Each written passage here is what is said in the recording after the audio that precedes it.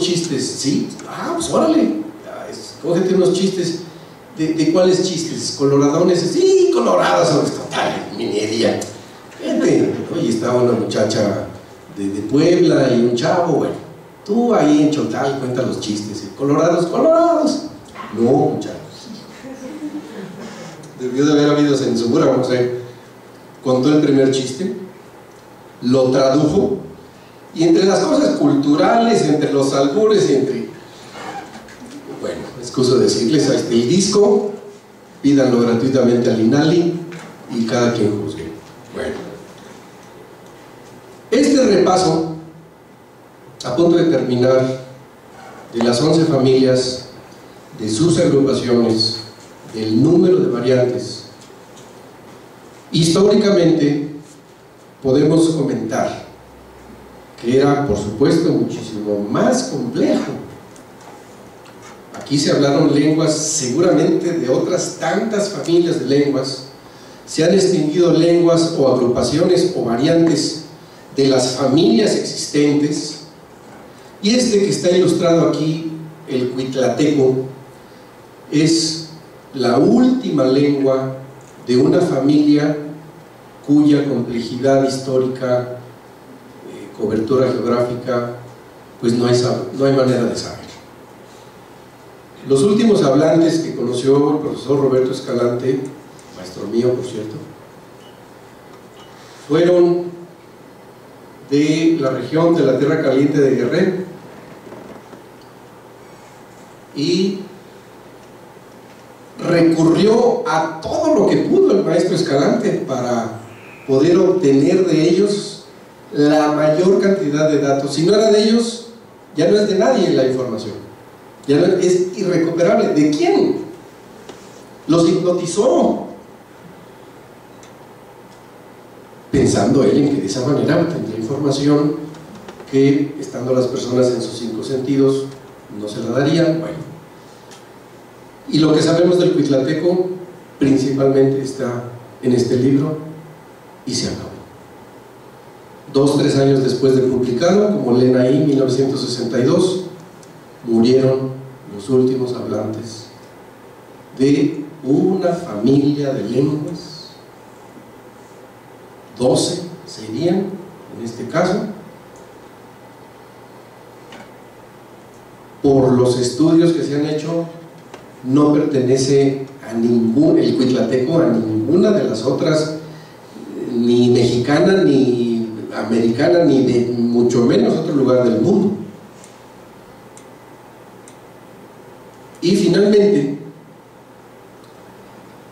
la diversidad la podemos historiar todavía en aspectos documentales, en fin, hacia una complejidad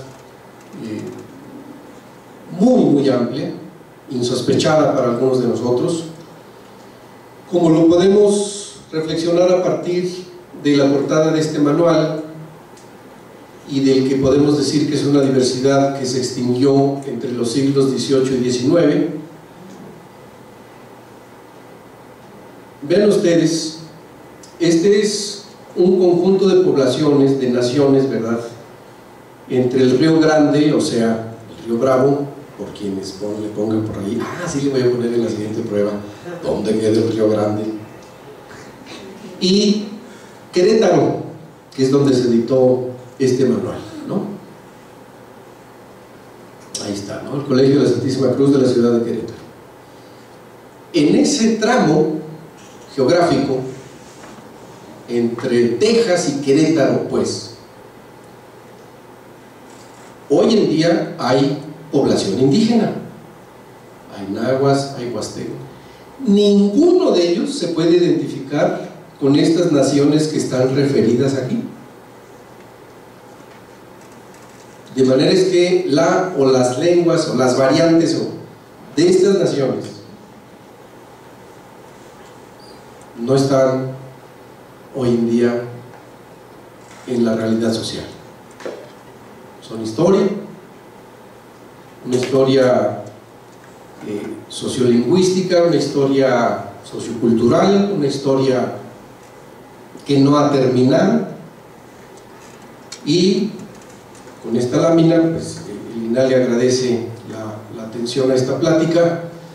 Nosotros en este momento hacemos el correspondiente espacio para preguntas y comentarios sobre este tema de la diversidad lingüística, repitiendo en que no es materia central para el examen del curso propedéutico, sino una temática que a la especialidad de lingüística nos interesa difundir de una manera cada vez más seria y poniendo al orden del día los avances académicos, los avances políticos, ¿sí?, los avances lingüísticos en este tema de la diversidad. Con la doctora Marcela profundizarán en algunos aspectos teóricos de la sociolingüística, con la doctora Lucero Meléndez la parte de la lingüística histórica, la reconstrucción, las familias, etcétera, otros aspectos. Por ahora la parte informativa y algunos aspectos de la parte formativa, como lo hice claro con el asunto del término dialecto usado despectivamente, es con lo que corresponde al plan de la exposición del día de hoy. Entonces, ¿alguna pregunta, comentario?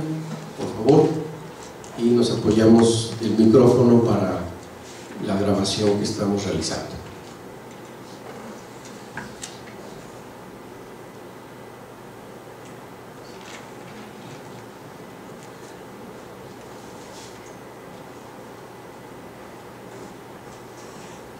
¿Pregunta, comentario?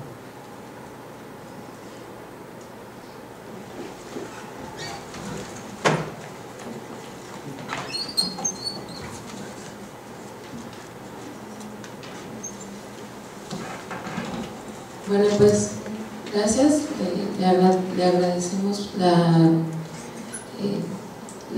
charla que tuvimos, bueno, la exposición que dio acerca de las lenguas indígenas en una clase precisamente con el profesor López Austin, una tesista de maestría. Expuso su tema sobre la conservación de la lengua náhuatl en la zona de la Malinche, en la frontera de Puebla y Veracruz. Y pues es muy importante pues trabajar en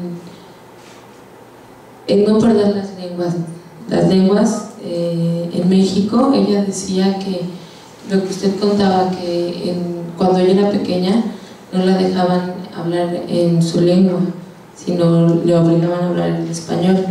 Entonces, con este antecedente ella estudió historia y después se encargó de hacer un proyecto de maestría donde se hablara sobre la tradición oral, donde se dejara asentado en documentos que la tradición oral y la lengua es una forma de plasmar la cosmovisión del ser humano. Entonces, es muy triste que hay muchas lenguas que se hayan perdido, o la que se perdió ahora en el siglo XX, perdón. Entonces, bueno, supongo que ya avanzada el curso propedéutico, o tal vez en el caso de quedarnos en la maestría podemos ahondar un poco más, pero sí es muy interesante trabajar con las lenguas indígenas. La chica que trabaja esta tesis decía que es sorprendente cómo en México no hay muchas personas que hablan náhuatl, maya, bueno, cualquiera de las lenguas, y que en cambio en Alemania o los alemanes, y me parece que los franceses son los que más hablan las lenguas de aquí, oriundas. Entonces, bueno, a lo mejor esta exposición es muy importante para que nosotros también nos interesemos. Nada más. Gracias.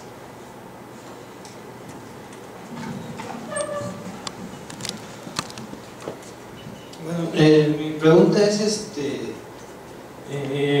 estas son de las lenguas indígenas, pero por ejemplo en el caso de los grupos afromestizos y eso, ¿qué estudios hay al respecto en la cuestión lingüística?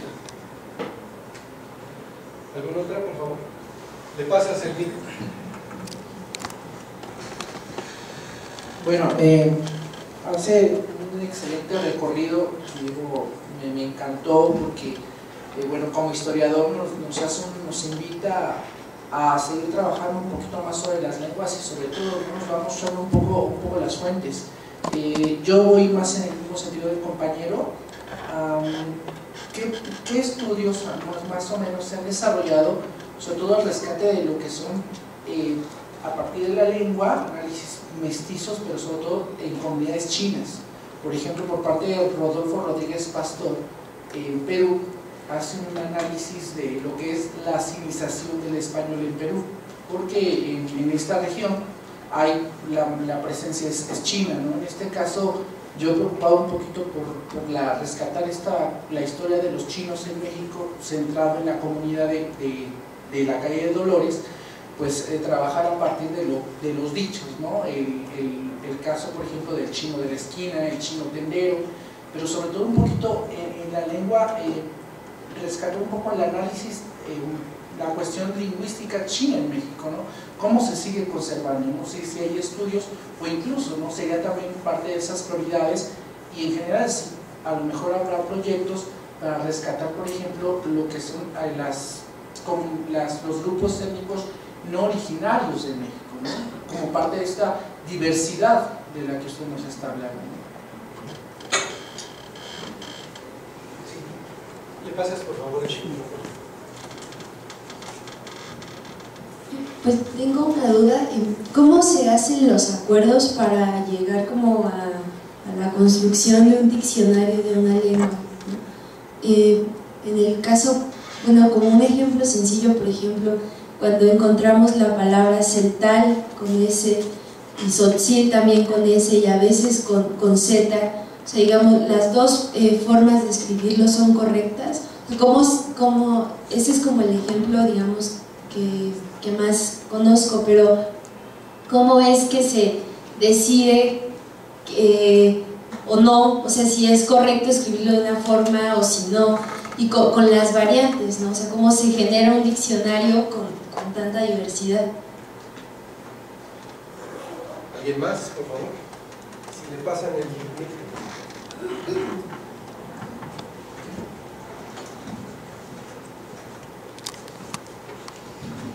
Sí, mi pregunta también va en el mismo sentido. Por ejemplo, en el caso del náhuatl, que lo escriben con W o con H, o a veces la H también en otras palabras del náhuatl la pronuncian como una especie de suspenso o como J, y también en la parte norte, Veracruz, cerca de Tamaulipas, que hablan el náhuatl con todo remarcado con una J muy fuerte.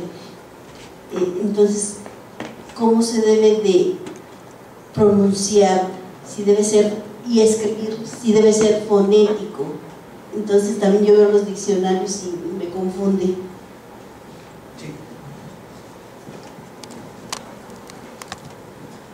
Gracias. A ver, comento estas 5 y si hay otras tomo nota. Muy brevemente, bueno. En general, el tema de los pueblos indígenas, de la población indígena, bueno, lo tenemos presente los mexicanos, pero por la misma educación es más una perspectiva histórica que una perspectiva de la realidad actual y de poblaciones minorizadas, en desventaja social, etcétera, etcétera, ¿no? Creo que los científicos sociales tenemos, entre otros, cualquiera que sea, esto es por supuesto de mi cosecha, cualquiera que sea nuestra rama de especialización, los científicos sociales, tenemos una misión para abrir los ojos hacia la realidad sociohistórica, no solamente lingüística. Acá está el problema de los chinos, acá está el problema de otras poblaciones que no se reconocen oficialmente, no se reconocen institucionalmente, no se reconocen socialmente, y creo que una de las labores de nosotros son, en nuestra área de influencia familiar o profesional, influir al conocimiento de esas realidades. Bueno, es un punto de vista discutible como otros tantos.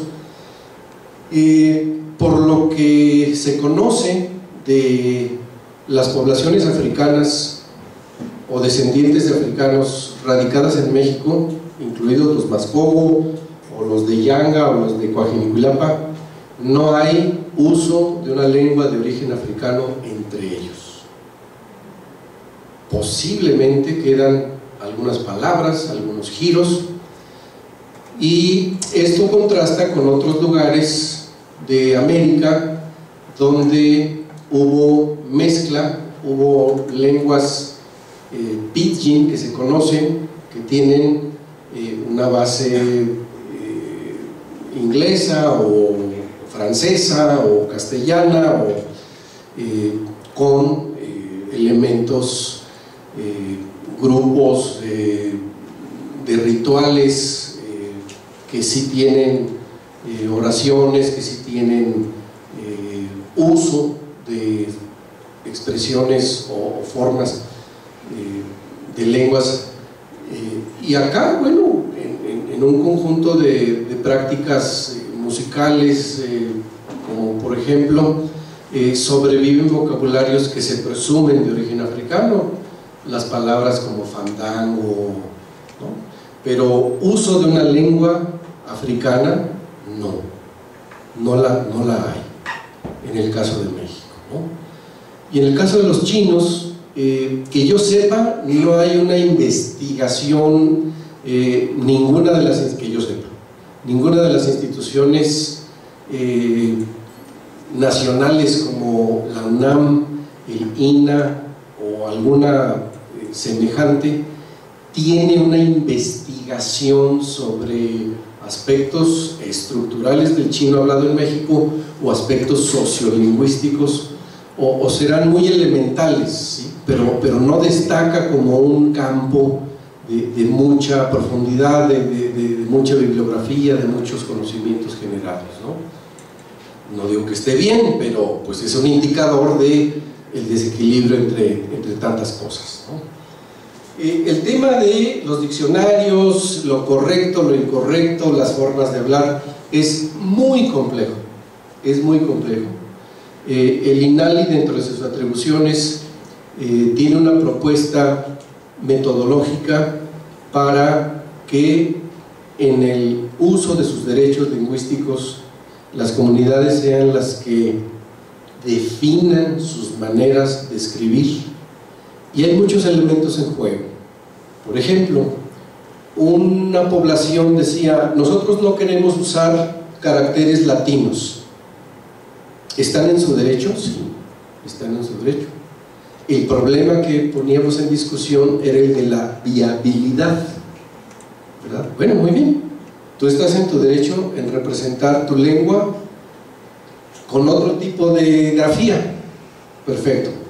Ahora, cuando el sistema educativo, ya sea por el INALI, por ti mismo, por la suma de los factores, diga: se les va a educar a estas personas con estos contenidos y con este material, posiblemente esa decisión de representar su lengua no con caracteres latinos represente más obstáculos que elementos a favor para proceder con una educación culturalmente pertinente, lingüísticamente pertinente.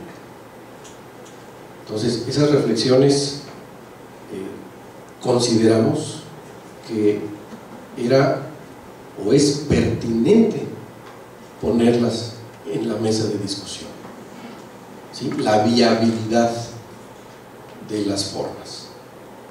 Ahora, el tema más importante de estas políticas a partir de los derechos lingüísticos, al menos durante los primeros años del INALI, Actualmente no estoy tan al tanto cómo estén ajustados, revisados o en aplicación ciertos principios, pero el asunto más importante era el de la autonomía del sistema de escritura guiado por la autonomía del sistema lingüístico.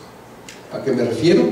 A que si por ejemplo, aquí vemos de abajo arriba, Kutao, Mateteraba,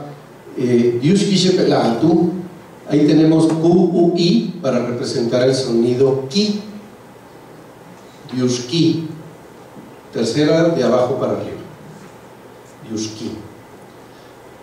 Entonces ahí la reflexión era, bueno, muy bien, ahí se sigue la práctica del español, de que el sonido Ki se represente con una Q, con una U y con una I. Eso no es zapoteco. Si ustedes lo quisieran continuar, están en su derecho, sí, pero la invitación es a reflexionar en cuál es el sistema zapoteco y cuál puede ser una forma de representarlo con estos caracteres, ¿verdad? Como una vía posible, pero en la autonomía del sistema.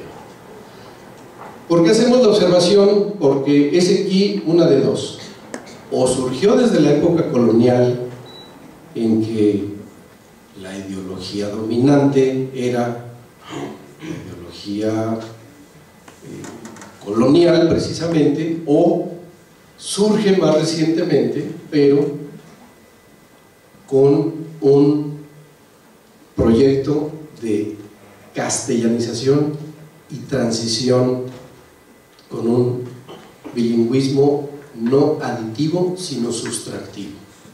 Entonces te voy a enseñar a escribir tu lengua indígena como se escribe el español, pues porque ya tus hijos derechito el español, pues ya no pasan por la lengua indígena, ¿verdad? Entonces ya no me preocupo en adecuar que esa QUI se represente, por ejemplo, con una K. ¿Por qué? Pues porque te estoy llevando a que seas hispanohablante monolingüe. ¿Qué me va a preocupar tu autonomía del sistema zapoteco y si tiene tonos? Y si, no, hombre, sí, vamos a simplificar. Y entonces en ese